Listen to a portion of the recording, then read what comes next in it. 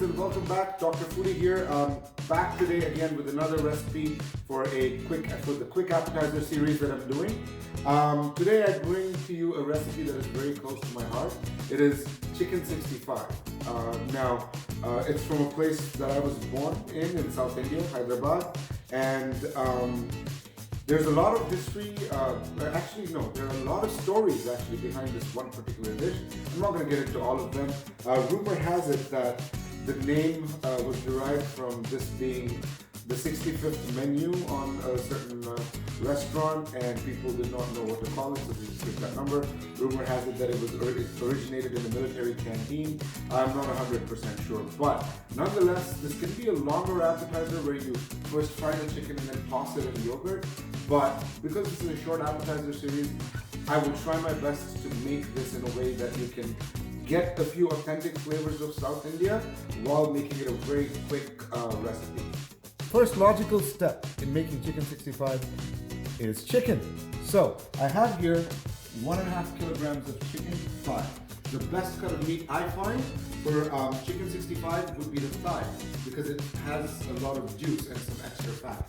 Breast is great, but I find it dries out when you fry the chicken breast.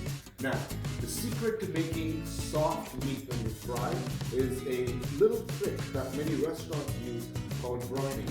Now, brining has a little bit of science to it. It's basically done for turkeys during Thanksgiving and many other meats as well. But to put it very simply, a brine is a solution containing salt, sugar, and a few other aromatics as per your wish that the meat is soaked in prior. Now, if the brine has salt, and with my medical background, I can tell you that meat has protein, actin and myosin, but for this particular meat, we have myofibrils, which are made up of 20% protein and 70% water. When soaked in a saline solution, the sodium kind of gets drawn in to the muscles, thereby helping the meat retain a lot more moisture and water. They apparently have the ability to double in size, so thereby when you fry them, it does not dry out that easily, making a very, very juicy melt-in-the-mouth snack that is deep fried. Brining is a lengthy process. It involves boiling the water, adding a bunch of stuff, cooling it down. I'm going to show you a quick method. I've set my tap, which actually has deionized water. I've had a water softener installed, so it kind of really amps up the taste of your cooking. And I recommend you get that too. It's kind of better for your appliances and kind of prevents long-term kidney issues on a side note. But this water, I've actually set it to the high. I'm going to show you how to make a brine very quickly. Now, as the water is heating up, what I can tell you is I'm going to be soaking this chicken for a good 2 hours, because if it's a breast, I do it longer. This is leg meat, so I'm going to do it for a much shorter time. And feel free to use this trick when you make other stuff as well in Hakka Chinese cooking, when you deep fry any type of meat. You can also add mustard seeds, peppercorns, bay leaf. You can zing up your brine. You can make it as fancy as you'd like. I'm going to go for a very simple feel. So first things first, the water is now heated enough, so I'm going to kind of fill up the chicken, all right, with the water. And once this is filled up, I will be adding salt and sugar in a 2:1 ratio. I have some organic kosher sea salt. Just quickly check it out. This is one tablespoon, 2 and a bit. Okay. To this, I will add sugar, which is basically roughly half the quantity. So I'm just gonna take this, just gonna add it in. And what I will also do, just to kind of make it interesting, is add a little bit of cracked black pepper. Freshly cracked is good, kind of releases its essential oils. And feel free to add whatever else you'd like, but this would be my brine, and I'll see you in about 2 hours. We're back after a couple of hours. I've drained the chicken of the brine, and the key now to ensure that it's very juicy is to take out all the remaining moisture, pat it dry. You see this? It should be no moisture whatsoever. Take a paper towel, drain it, do whatever you need to, pat the chicken dry, and now I will introduce you to the spices that I'm going to be using today. Here we have the 5 spice mix, the classic Indian spices: salt and black pepper, whole and cracked, garam masala. Everyone has their own version of garam masala. If you're interested in knowing how to make some, comment below, and I will figure out a way to upload a video of the garam masala that I make at home. There's coriander powder, cumin seeds, paprika.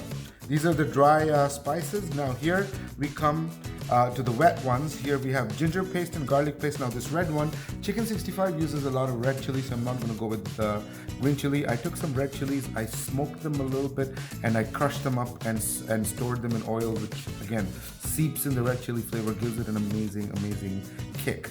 Here I have egg whites, okay, 1 egg white, and here I have what we call the famous Chicken 65 masala.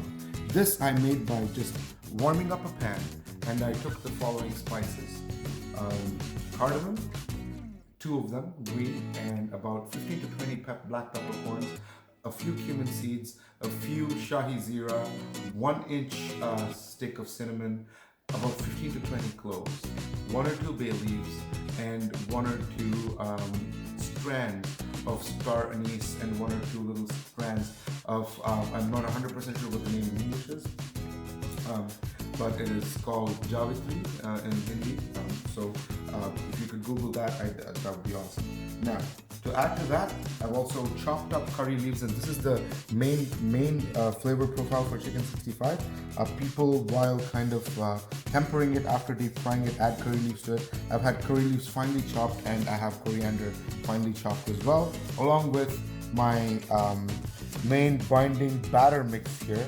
And this is something after I've experimented for a long time, I've come up with about 100 grams of corn flour, about 80 grams of all-purpose flour, or refined flour, or maida that it is known as, and about 20 grams of roasted gram flour. To this, I've actually added black peppercorns neatly to get that flavor. So that's what we have here. Now what I'm going to do is I'm going to show you that I'm going to combine all these ingredients. One last thing I quickly forgot, if you could come here, the sauce mix. There is no green chili sauce. I've taken vinegar instead of lime juice.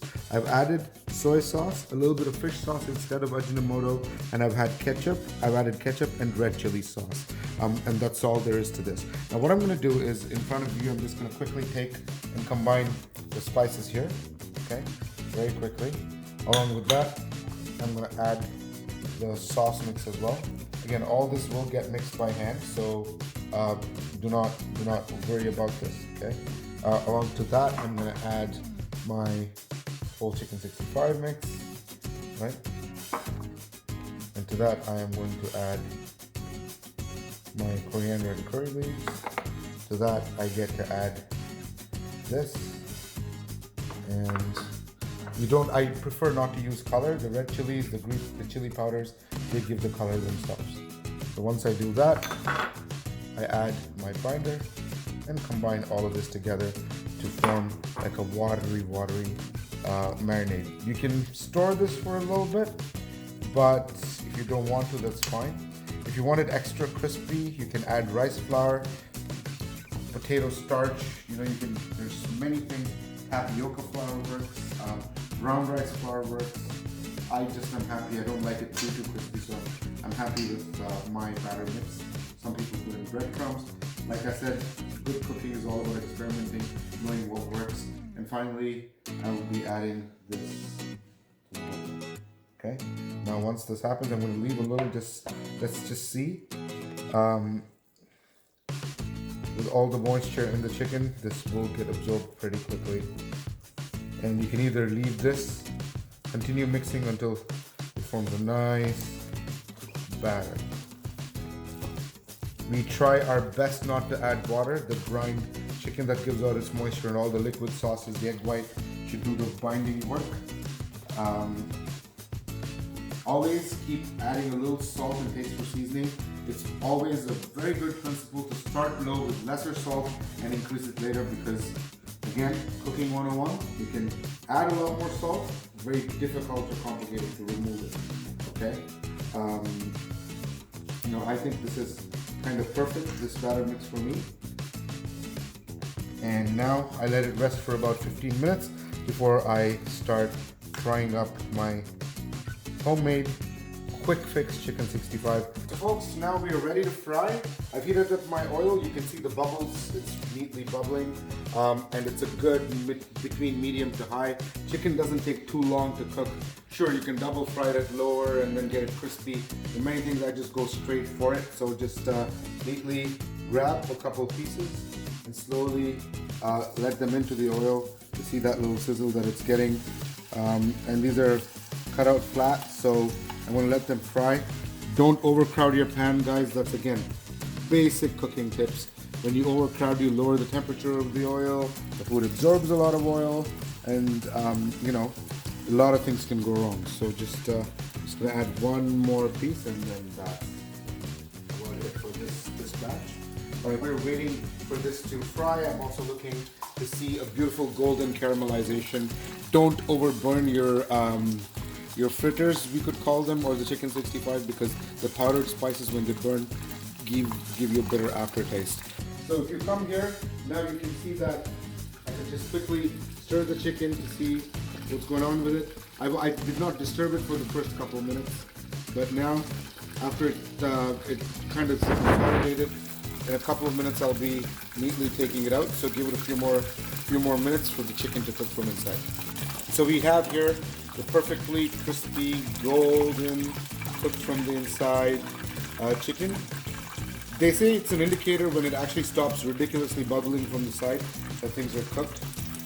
Again, I'd say, you know what, just go with the rest estimation. Alright, chicken, especially thigh meat that's brine, does not take too long to cook. And you see the golden chicken here. I will come back to you with the plated version. So now I'm going to prove to you the beautiful effects of brining.